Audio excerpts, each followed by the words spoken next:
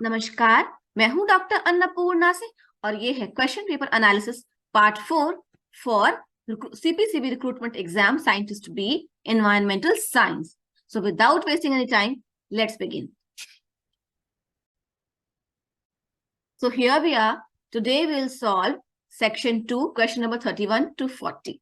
Section 2, question number 31 to 40 has negative marking 2/6. ठीक है, इसका पार्ट 1, पार्ट 2 और पार्ट 3 मैं पहले ही बना चुकी हूँ, जिसका लिंक इसी वीडियो के डिस्क्रिप्शन बॉक्स में, जिससे मैंने क्वेश्चन नंबर 1 से लेके 30 तक डिस्कस किया. आज हम 31 से 40 डिस्कस करेंगे. ठीक है, सेक्शन 2 में पहुंच गए आज.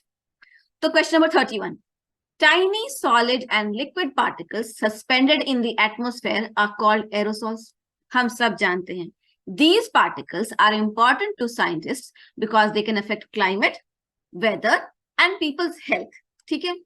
Specifically, aerosols affect climate by scattering sunlight back into the space and cooling the surface. ये भी हम जानते हैं कि aerosols जो है sunlight को वापस space में reflect कर देते हैं.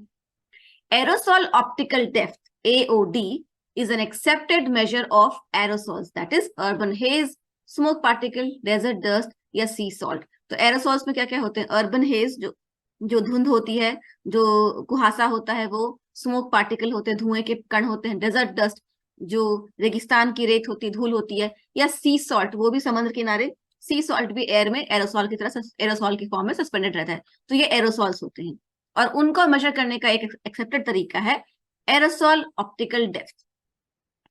Considering that optical depth is the natural logarithm of the ratio of incident to transmitted radiant power through a material, तो एरोसॉल को अगर हम समझते हैं कि वो एक लॉगरिदम है ratio of incident to transmitted radiant power. Incident radiation होगा कुछ, किसी भी पार्टिकल पे कुछ इंसिडेंट रेडिएशन होगा, और उसके थ्रू जो ट्रांसमिटेड रेडिएशन होगा उसका रेशियो का लॉग है. ठीक है.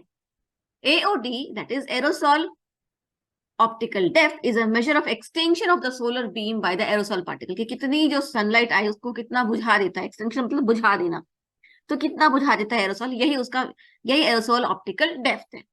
Therefore, aerosol optical depth tells us how much direct sunlight is prevented from reaching the ground by these aerosol particles.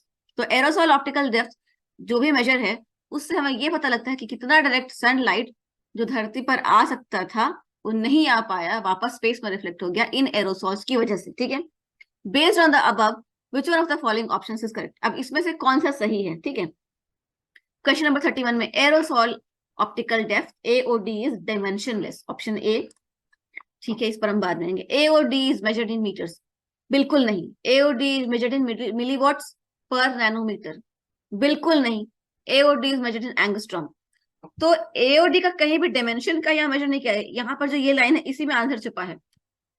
AOD tells us how much direct sunlight is prevented from reaching the ground by this aerosol particles. So how much direct sunlight is prevented, कि कितना रोशनी जो sunlight की आ सकती थी वो नहीं आ पाई इस धरती पर. तो इसका कोई यूनिट नहीं, इसका कोई यूनिट मीटर्स में नहीं हो सकता है. ठीक है. तो मीटर हो या मिलीवॉट पर नैनोमीटर. मिलीवॉट जो है वो पावर का यूनिट होता है और नैनोमीटर अगेन लेंथ का यूनिट होता है. मतलब लेंथ मतलब पावर पर यूनिट लेंथ, ये भी नहीं होगा. और AOD is measured in angstrom. तो एंगस्ट्रॉम जो होता है ये भी यूनिट ऑफ लेंथ है, equal to 100 millionth of a centimetre used to express wavelength and inter atomic distances. तो ये तो बिल्कुल भी नहीं होगा. ठीक है, ये तीनों ही नहीं होगा क्योंकि लेंथ की बात ही नहीं करी. ये बात करेगी सिंपली कितना रेशियो सनलाइट का जो धरती पे आ सकता था वो रिफ्लेक्ट हो गया. तो उसका कोई डायमेंशन ही नहीं होता है. लॉग का जैसे पीएच का लॉग होता है, यहाँ पे कह रहा है ना कि is a natural logarithm of the ratio of transmitted radiant power through a material. तो रेशियो जब भी होता है तो रेशियो में क्या होता है? ऐसे होता है. आपको दिखाती हूँ. ए सही उत्तर है, पर क्यों है ये भी मैं आपको दिखाना चाहती हूँ.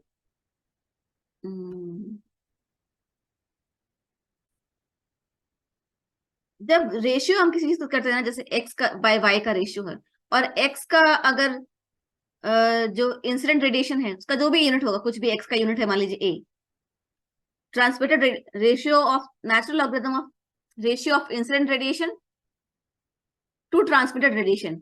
तो इसका भी दोनों रेडिएशन है एक्स और वाई, तो इसका भी यूनिट होगा ए. तो ये जो यूनिट है आपस में क्रॉस हो जाएंगे, तो कोई डायमेंशन नहीं बचता है लॉगरिथम इस तरह के केस में. तो ठीक है, तो कोई डिमेंशन होगा ही नहीं, इसका आंसर इसके क्वेश्चन में ही छुपा हुआ है, ये डिमेंशनलेस है, ए इज डिमेंशनलेस। ओके, अब हम बढ़ते हैं क्वेश्चन नंबर 32। ये भी इंटरेस्टिंग क्वेश्चन है।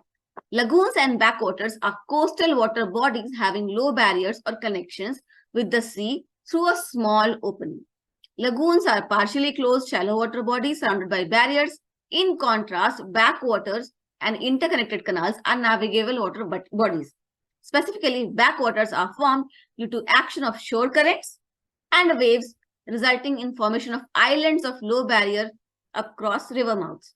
Generally, lagoons provide a range of ecological services of significant importance with highly productive coastal features having rich flora and fauna. This is about lagoons.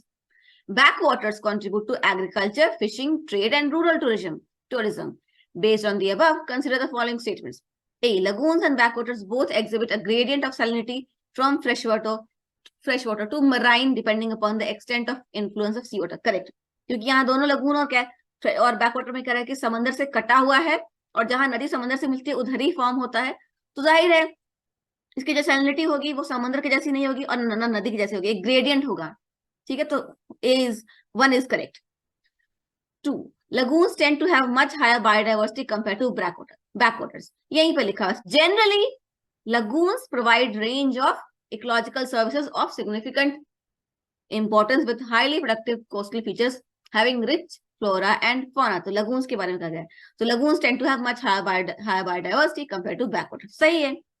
3. Backwaters exhibit a gradient in salinity from freshwater to marine depending upon the extent of influence of the seawater. Seawater, तो यहाँ तक सही है, whereas lagoons always have a constant salinity gradient. This is not true. Lagoons also exhibit a gradient in salinity from freshwater to marine. So 1 is true and 2 is true. So of the following options, A is correct, 1 and 2 are correct, 3 is wrong. 3 wrong है क्योंकि ये जो बाकी का statement है, half the statement of 3 is not correct. Lagoons always have a constant salinity. This is not correct. That is why 3 is a wrong statement. ठीक है, A is correct option. Question number 33. This is also really interesting. मैंने atmospheric layers of atmosphere के ऊपर भी मैंने एक video lecture बनाया है, लेक्चर नंबर 2 और 3 वो लेयर्स ऑफ एटमॉस्फेयर के ऊपर है, तो आप देख लीजिएगा। क्वेश्चन 33, उसका लिंक भी मैं डिस्क्रिप्शन बॉक्स में दे दूंगी। I will give that link in the description box. 1. Stratosphere में ओजोन होता है, हम सब जानते हैं। ट्रोपोस्फेयर में मेजॉरिटी नाइट्रोजन, फिर ऑक्सीजन, फिर कार्बन डाइऑक्साइड और वाटर वेपर, ये भी हम सब जानते हैं। तो 1 और 2 तो सही है, कुछ इसमें कोई कॉन्ट्रडिक्शन नहीं है। मेसोस्फेयर में आयनाइजेशन शुरू हो जाता है, तो आयंस है। थर्मोस्फेयर में नाइट्रेट के, ऑक्सीजन के, और फिर ये फ्री ऑक्सीजन प्लस है, ये फ्री रेडिकल होगा, तो ये ऐसे है ये। ठीक है, तो ये भी सही है, चारों सही है, तो इसका ऑप्शन होगा D. 1, 2, 3 and 4 all are correct, क्योंकि इस तरह से आयनाइजेशन होता है पार्टिकल्स का मेसोस्फेयर और थर्मोस्फेयर में, जबकि स्ट्रेटोस्फेयर में मोस्टली ओजोन होता है और ट्रोपोस्फेयर में नाइट्रोजन, ऑक्सीजन, कार्बन डाइऑक्साइड और वाटर वेपर। ठीक है, question 33 the answer is D, और सीपीसीबी ने भी यही आंसर दिया है। 34. Chemical weathering can be viewed as a result of the tendency of the rocks, water, air, mineral system to attain equilibrium. हाँ, all systems want to attain equilibrium. Consider the following reactions of silicate minerals. Magnesium silicate plus carbon dioxide plus water is magnesium plus bicarbonate ion plus hydrogen silicate. तो ये तो हम सब जानते हैं कि जब भी कार्बन डाइऑक्साइड और वाटर मिलता है तो वो एक वीक एसिड बनाता है, जो कि होता है कार्बोनिक एसिड, और कार्बोनिक एसिड का मतलब होता है H plus plus bicarbonate ion. ठीक है, और जब H प्लस इसको अटैक करेगा मैग्नीशियम सिलिकेट को, तो मैग्नीशियम रिलीज होगा, तो 2 Mg रिलीज हो गया और H प्लस सिलिकेट से जाके जुड़ गया और हाइड्रोजन सिलिकेट बना दिया, तो ये रिएक्शन तो सही है। ठीक है, सिमिलरली इसके साथ जो फेरस सिलिकेट है और उसके साथ भी सेम रिएक्शन होगा, फेरस रिलीज हो जाएगा, बाइकार्बोनेट आयन फॉर्म होगा और हाइड्रोजन सिलिकेट फॉर्म होगा। तो पहला और दूसरा तो सही है, इसमें कोई कॉन्ट्रडिक्शन नहीं है। बात आती है तीसरे की, क्योंकि ये थोड़ा कॉम्प्लिकेटेड लग रहा है। तो इसमें ये आयन है C2O4 और ये 20H प्लस है, तो इसमें क्या है, H प्लस डायरेक्ट ही है, H2O नहीं है, डायरेक्टली H प्लस है, तो H प्लस अगेन इस मिनरल को अटैक करेगा और पोटेशियम रिलीज हो जाएगा। ठीक है, तो यहाँ पर जब H प्लस अटैक कर रहा है और साथ में ये भी है, तो ये बना देता है AlC2O4 और 6 SiOH सिलिकॉन हाइड्रेट बना देता है और फिर पोटेशियम रिलीज कर देता है।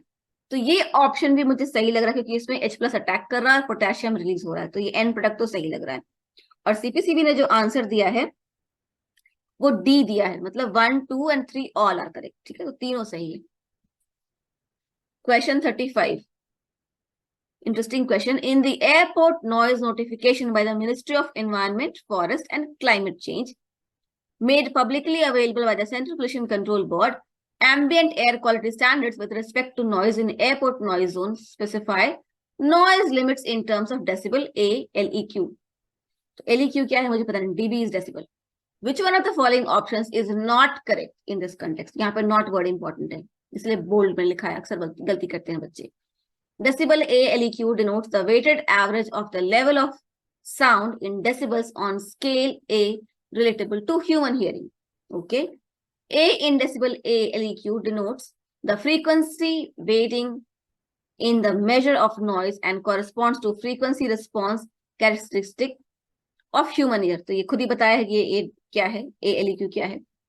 LEQ is the energy mean of the noise level over a specified period. ठीक है। और फाइनल ऑप्शन है day time from 6 AM to 6 PM and night time from 6 PM to 6 AM are considered for time weighted average. और इस question को लिखा है कि which one of the following options is not correct. तो one यहाँ important है, कौन सा एक ही है जो कि सही नहीं है। तो मैं इसको अभी आपको दिखाती हूँ। तो ये देखिए, ये भारत का राजपत्र है, गजेट ऑफ इंडिया, इसमें सारे नॉइज रेगुलेशंस लिखे हुए हैं। A day time from 6 AM to 10 PM and night time from 10 PM to 6 AM are considered for time weighted average. तो क्लियरली जो लास्ट सेंटेंस था कि 6 AM to 6 PM day time समझा जाता है, नहीं। A day time from 6 AM to 10 PM और night time फिर 10 बजे से लेकर सुबह 6 बजे तक का होता है। तो जो वो है D, day time from 6 AM to 6 PM and night time from 6 PM to 6 AM, ये गलत है। Day time from 6 AM to 10 PM and night time from 10 PM to 6 AM है। ठीक है, तो D is the wrong answer और CPCA ने भी यही बताया है, नॉट करेक्ट इज डी। ठीक है, डी। अब हम पहुंचते हैं क्वेश्चन 36 की तरफ। ये क्वेश्चन बहुत ही साधारण है, देखने में बहुत ही कॉम्प्लिकेटेड लग रहा है, लेकिन सिंपल 7th स्टैंडर्ड मैथ्स से इस क्वेश्चन को सॉल्व किया जा सकता है और मैं आपको अभी बताती हूँ वो कैसे होगा, तो वीडियो में बने रहिए। A textile manufacturing unit utilises a particular dye, एक तरह का डाई यूज करता है टेक्सटाइल की factory. A sample of the effluent from this unit shows an absorbance of 0.20 in a cuvette having a path length of 1.5 centimeter at 537 nanometer. तो इस wavelength पर ये क्यूबेट का डायमेंशन है और उसका अब्जॉर्बेंस आता है 0.20. A standard solution of the same dye having a concentration of 3 into 10 to the minus 3 moles per liter shows an absorbance of 0.80 in the same cuvette under identical experimental conditions. तो ये important है, same cuvette है, identical experimental conditions है, तो cuvette का जो path length है वो भी नहीं बदल रहा है और जो वेवलेंथ 537 नैनोमीटर है वो भी नहीं बदल रहा है। तो बदल क्या रहा है, सिर्फ absorbance. What is the concentration of dye as a pollutant in the effluent sample? तो क्योंकि सिर्फ अब्जॉर्बेंस चेंज कर रहा है तो हम सिंपली इसको रेशियो एंड प्रोपोर्शन के मेथड से सॉल्व करेंगे। तो अभी मैं आपको दिखाती हूँ कैसे होगा वो। तो यहाँ पहला जो अब्जॉर्बेंस आ रहा है, जो स्टैंडर्ड यहाँ पर जो अब्जॉर्बेंस है वो है 80, ठीक है, और यहाँ जो अब्जॉर्बेंस है सैंपल का वो है 20, तो 80:20 और 80 का जो वैल्यू है वो है 3 into 10 to the power minus 3, तो 3 into 10 to the power minus 3, ठीक है, और इस 2 होगा यहाँ पर x, सॉरी। अब क्या होगा, क्योंकि 7th स्टैंडर्ड में आपने रेशियो एंड प्रोपोर्शन का अगर पढ़ा होगा ढंग से तो आपको याद होगा कि अब होगा ये कि 20 into 3 into 10 to the power minus 3 by 80 हो जाएगा। और इसको जब सॉल्व करेंगे तो होगा 2 4 और इसको जब सॉल्व करेंगे तो आएगा 0.75 into 10 to the power minus 3 is equal to 7.5 into 10 to the power minus 4। तो ये होगा सही उत्तर डी। और CPCB ने भी इसका सॉरी तो ये होगा सही उत्तर, ये सही उत्तर नहीं होगा, सही उत्तर होगा बी। और CPCB ने भी इसका सही उत्तर बी ही दिया है। ठीक है, समझ गए आप? अब मैं इसको सबको इरेज कर देती हूँ। 4 different phenomenon occurring during chlorination of water sample. ठीक है, क्लोरिनेशन ऑफ वाटर सैंपल अगर आपने पढ़ा है तो ये क्वेश्चन आपके लिए बहुत आसान है. P, destruction of chlorine by the reducing compound. जो पानी में कंपाउंड होते हैं उससे पहले फ्री क्लोरीन का रिडक्शन होता है, डिस्ट्रक्शन होता है. फिर formation of chloro organic and chloramine compounds. और अगर पानी में कुछ ऑर्गेनिक इम्प्योरिटीज है तो जो बचा हुआ क्लोरीन है वो उन ऑर्गेनिक कंपाउंड के साथ रिएक्ट करता है और क्लोरामाइन और क्लोरो ऑर्गेनिक कंपाउंड देता है. ये भी सही है. फिर आर है presence of free chlorine and residual chlorine chloro organic compounds. अब क्या होता है कि जो जितना ऑक्सीजन जितना क्लोरीन रिएक्ट कर गया उसके बाद फ्री क्लोरीन बचेगा और जो रेसिडुअल क्लोरो ऑर्गेनिक कंपाउंड है वो बचेगा. तो आर भी सही है. और S, destruction of chloro organic and chloramine compounds. और उसके बाद जो क्लोरो ऑर्गेनिक और क्लोरामाइन कंपाउंड्स है वो भी रिएक्शन के तहत उनका भी डिस्ट्रक्शन होगा. तो ये सारे stages chlorination of water sample में आते हैं. ठीक है, अब which one of the following options correctly matches the above phenomenon with the 4 zones 1, 2, 3 and 4 shown in the figure. तो इनमें से कौन सा सही ऑप्शन होगा? जैसे कि 1 है एस, जैसे अगर हम ऑप्शन सी देखते हैं तो 1 है पी. तो मैं आपको, हाँ देखिए, पी है destruction of chlorine by the reducing compound. तो सबसे पहले आपने क्लोरीन डाला और जो रिड्यूसिंग कंपाउंड है उसके थ्रू क्लोरीन का डिस्ट्रक्शन हुआ, तो सही है. उसके बाद है formation of chloro organic and chloramine compound. तो जो ऑर्गेनिक कंपाउंड है उसके साथ वो रिएक्ट करेगा और क्लोरामाइन कंपाउंड देगा, ये भी सही है. अब जो तीसरा है वो है presence of free chlorine and residual chlorine organic compounds. तो तीसरा जो होगा वो होगा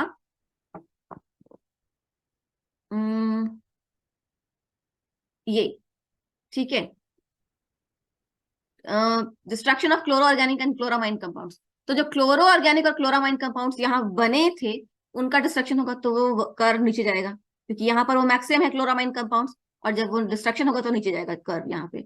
और फिर presence of free chlorine and residual chloro organic compounds. और जो डिस्ट्रॉय नहीं हुए ऑर्गेनिक कंपाउंड्स वो प्लस फ्री क्लोरीन जो बच गया, जो किसी से रिएक्ट नहीं किया, उसका कॉन्सेंट्रेशन यहाँ से लेके यहाँ तक फिर बढ़ेगा. तो सही उत्तर होना चाहिए सी. थोड़ा सा कॉम्प्लिकेटेड है लेकिन आप इस क्वेश्चन को बार बार देखिए. सीबी ने भी इसका सही उत्तर सी ही दिया है. ठीक है, जब आप डेप्थ में पढ़ाई करते हैं तो ये क्वेश्चंस आपको मुश्किल नहीं लगते हैं. थोड़ा सा डेप्थ में पढ़ाई करना होता है, सिर्फ रटना नहीं होता है.